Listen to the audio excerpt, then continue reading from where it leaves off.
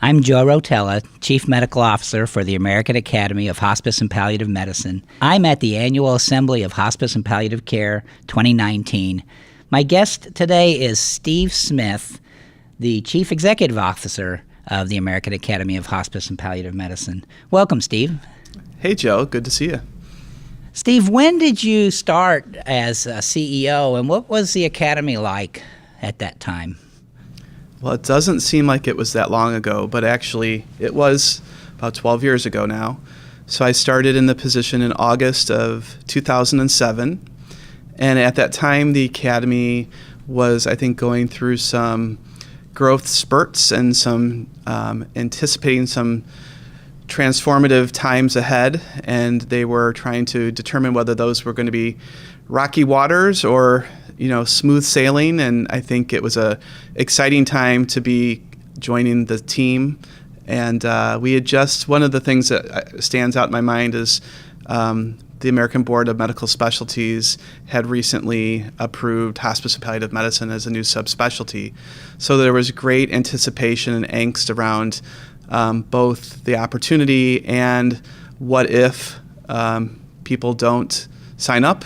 What if we don't get people to go through the certification process, and how will we approach creating fellowship programs? Because we basically needed to start from scratch. Although there were some great programs in place, they needed to go through the ACGME process. So there was a lot of excitement and also a lot of nervousness about the pace of change. And if you were to reflect where we are today, what do you think the big issues are for us now? So today, I think we still have a lot of the same opportunities and challenges. I think there's things that we've always done well that we continue to experience. I think things like our annual assembly that we're here right now at, we sort of take for granted. It's been such a tremendous program for many years. It's still very important to people in the field as is other education and training. I think I also recall, and there being a lot of consideration. I mentioned board certification. I think that was really one of the first big workforce issues or challenges. We didn't use that language necessarily to describe it, but we were talking about that, and I think the workforce issues have continued to be top of mind, particularly for leaders in the field, because we want to ensure that there are enough of us to take care of patients and families now that the need has increased. And I recall have had chances to work with some amazing presidents, and I remember Amy Abernathy defining it as really just economics, supply and demand. So we've created the demand, and now we need the supply, and very basic way of approaching it. So we have those challenges, and I think the other areas that we focus on in our strategic plan will always be important to us as well. So research and quality, membership engagement, and engagement of our communities, as well as policy and advocacy. I mentioned workforce and leadership development and education. So the priorities change and the ideas and conversations evolve, but really those are our foundational areas that we continue to need to be focused in. Sometimes when I think about the 12 years that you've been at the helm as CEO, as a time when we grew up in a way as a recognized medical specialty, maybe we're still growing up. Mm-hmm. But aside from the creation of a medical specialty certification and then what goes with that, which is the requirements for a fellowship training program. What other things have you seen in the last dozen years that have really been transformational for the field? Well, quite a bit, actually. I would say, one of the things that we've done is we've worked really well with others. I think a lot of medical societies and associations in general can be very insulated and they're more internally focused and externally focused.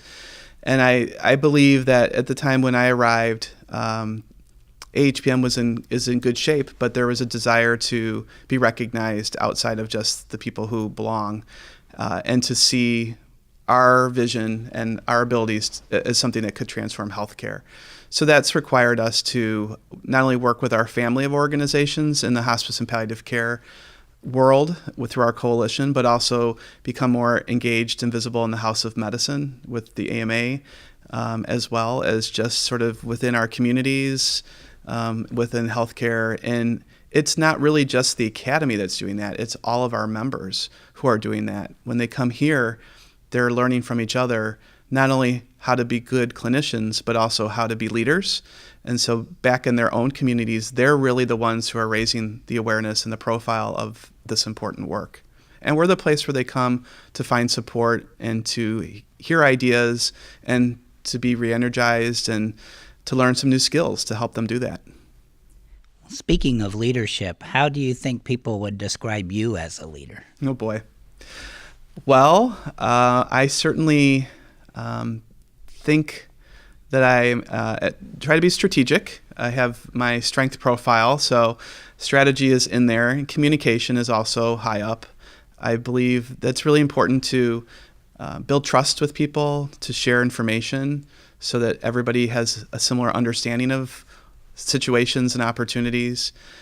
I think I like to be creative and have fun also. So for me, making sure that we integrate sort of unique experiences into our offerings, whether that's the annual assembly, having some different types of programs that other conferences might not have or maybe didn't have until they saw us doing them, or just, even within our own board and with our staff, I think it's important to be creative and think outside the box, to use that analogy.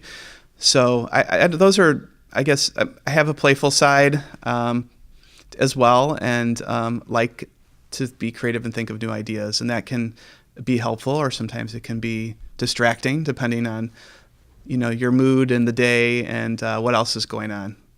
Thinking about being innovative and ahead of the curve, I can't think of other medical specialty society CEOs that have as big a Twitter presence as you do. How many followers are you up to? Somewhere just over 3,000, I believe. And, for me, that's another great example of the academy and our field recognizing where there was opportunity.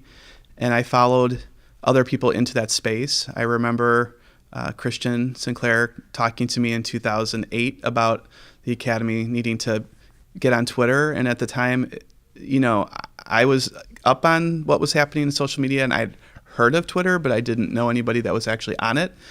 And, I think for me, it was a way to build community, to be accessible and authentic and just real, to be a part of the community. And I've met a lot of people because of social media. You meet them on social media, and then you encounter them in person, and it's almost like meeting an old friend or somebody's relative that you've heard lots of stories about. So for me, I think it's been really important, and I've tried to encourage other CEOs of other organizations to make sure that they have a presence on social media as well, and not just ask somebody on their staff to be there and to tell them what's happening. I'm sorry that I'm lagging behind you by about 50% on that particular metric. One of the things that I've heard you say many times, and I know many of the presidents that have worked with you and our staff and the volunteers hear this often, is trust the process. Sure. Can you unpack that a little bit for us? Well, I think in organizations, if you have the right people and you have the right structure and all the ingredients to move something forward in a successful way, I see a lot of times individuals and groups then start to question, what's really been planned and what's happening. And oftentimes, and it just sort of comes out of my mouth. It's not something that I expect to say at some moment in whatever we're working on. But there's a time where I do find myself saying, we just need to trust the process, because we establish the process. We are people who are stewards of the process. we are sensing how people are responding to process and structure. And so we need to trust in our actions. And, we can always make adjustments to a process, but when you are leading an organization of 5,200 people, you have to decide where you're going, and then you need to take the walk in that direction. And it's sometimes difficult because you may have many other people saying, well, are we sure we want to do that? Or what if this happens? Or what if that happens? So I'm all about anticipating, what might occur and planning for different scenarios. But in the end, I think we have to trust ourselves. So maybe trust the process is really just saying we need to trust ourselves and each other. And I've noticed that trusting the process doesn't mean moving too slow. Right. Talking to our current president, Tammy Quest, this morning, she mentioned the need to be agile or nimble, that this is a time of rapid change and people are looking to us to be part of the solution, and we have to move fairly quickly, but that doesn't mean moving without structure or moving without process. It really means having a structure and process that allows us to make good decisions but still be agile. Correct. And I believe if you put a little bit extra time up front, putting together good structures and bringing the right people together and making sure they know where they're headed, you can get there faster. So I think, actually that's a way to make things happen more smoothly and more quickly. I'm not a ready, fire, aim type person. I feel like it's important to be deliberate and to anticipate, as I said, sort of what are the things that could get in the way. And once you've named those and thought that through, and empowered people to move, you can get places much more quickly. Anyone who's visited your office has seen Charlie Brown, Snoopy. What's this deal with Peanuts? Yeah, so I think as a young person, I was interested in comic books and cartoons and all that, and I used to do a lot of drawing, which I probably haven't told you before. I know you do that too. And so I really was, interested in how people express themselves through, sort of that type of artistry. So I don't know. I think because when I was younger, everybody was sort of a Disney fan or a Bugs Bunny, Looney Tunes fan, and there was something about the Peanuts stories and characters that I found much more intriguing, even as a young person. I think there's a psychology to it, to the way Charles Schulz approached, every strip he did, and I appreciated that. So I've just always been a fan, and when I was young, I used to collect things. There weren't as many places to buy. There was before, United Feature Syndicate had all their deals with all the merchandising companies. So, but people would collect things for me, and as I got older, I sort of recognized the wisdom in a lot of even just the images. So the picture I have in my office is a picture of Snoopy at kind of going up the top of a hike on the top of a mountain, and there's all 5 different wood stocks behind him, and they all have different expressions on their face. I liked it because it reminded me of sort of leadership, but I've had people come in and interpret that picture very differently. And one person on our team, Julie Bruno, will sometimes come in and point to the wood stock that she says, that's who I am today. Because one of them looks very excited, and he's, or she, depending on how you look at who Woodstock is full steam ahead, and there's another one that sort of looks nervous. And so I think that just those characters embody sort of groups of people, right? So you got Charlie Brown, who's kind of the lovable loser, and Snoopy, who's fun and just doing whatever, is happening next. And so I just think they're an interesting collection of characters, and I feel that way about the workplace settings I've been in. I feel that way about the association settings I'm in. I feel that way about the academy. I think we're an interesting collection of characters, and I appreciate all of them. And I appreciate, as Julie pointed out, you can be a different character or a different Woodstock depending on the day or the situation. But right. For you, which character do you identify with most? Gosh, that's, I think there's pieces of different Peanuts characters. I love, I like Snoopy because he's fun, right? I like Charlie Brown because he has self-doubt, and so he's never overconfident. And then things just sort of happen to him, which I think we all feel that way at times. I like Linus as the philosopher, where he can put things into context. So I think there's different people. Sometimes Schroeder appeals to me because he's so intense. He's just playing his music and he just goes there. So, I don't know. There's actually things you can do online that tells you which Peanuts character you are, whatever that means. I'm sure somebody just put some weird algorithm together. But I would say probably a little bit of all those characters. What always appealed to me about Charlie Brown, maybe this is more about me all of a sudden than about you, is he may be a lovable loser. He may feel like he can't measure up, but he perseveres. Always. And no matter how many times Lucy pulls the football away, he still tries. Next time he tries to kick it again, which is just amazing. Yeah, there's some great,